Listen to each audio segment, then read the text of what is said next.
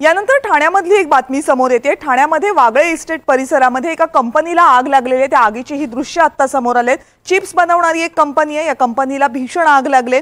या आगीमुळे आसमंतात धुराचे लोट पाहायला मिळतात। सध्या काळा धूर सगळीकडे पसरलाय आणि सध्या अग्निशमन दलाच्या गाड्या या घटनास्थळी रवाना झालेल्या आहेत। ही आग आटोक्यात आणण्यासाठी ठाण्यामधला वागळे इस्टेट परिसर आहे प्रचंड गजबजलेला आणि खूप मोठ्या लोकवस्तीचा हा परिसर मानला जातो आणि तिथेच एका चिप्स बनवणाऱ्या कंपनीमध्ये ही आग लागलेली आहे। भाग्यश्री आपले प्रतिनिधी आता आपल्या सोबत आहेत, त्यांच्याकडे जाऊयात या आगी संदर्भातली आणखीन माहिती जाणून घेण्यासाठी। भाग्यश्री,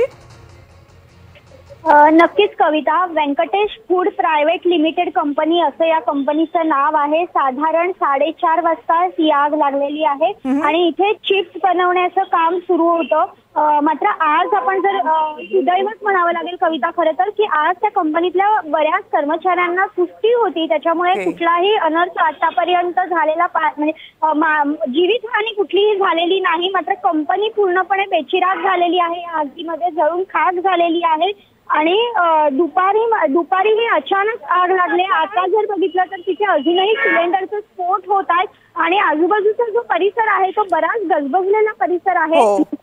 त्यामुळे बऱ्याच लोकवस्ती आहे, त्यामुळे आजूबाजूच्या सोसायट्यांना आता खाली करण्यात आलेला आहे, त्यांना बाहेर काढण्यात आलेला आहे प्रिकॉशन म्हणून। आणि अग्निशमन दलाच्या गाड्या ज्या आहेत त्या तिथे दाखल झालेल्या आहेत। असं असलं तरी अजूनही आगीवर काबू मिळवता आलेला नाही, इतकी भीषण आग आहे। आपण कल्पना करू शकतो कविता की किती भीषण आग ही असू शकते। दृश्यांवरनं याची कल्पना नक्की येते भाग्यश्री, आणि अजूनही आग पूर्णपणे आटोक्यात आलेली नाहीये, त्यामुळे स्थानिकांमध्ये आजूबाजूच्या परिसरामध्ये सध्या घबराटीचं वातावरण आहे। आग आटोक्यात आणण्यासाठी अग्निशमन दलाचे शर्थीचे प्रयत्न सुरू आहेत। भाग्यश्री, खूप खूप धन्यवाद या सगळ्या माहितीबद्दल।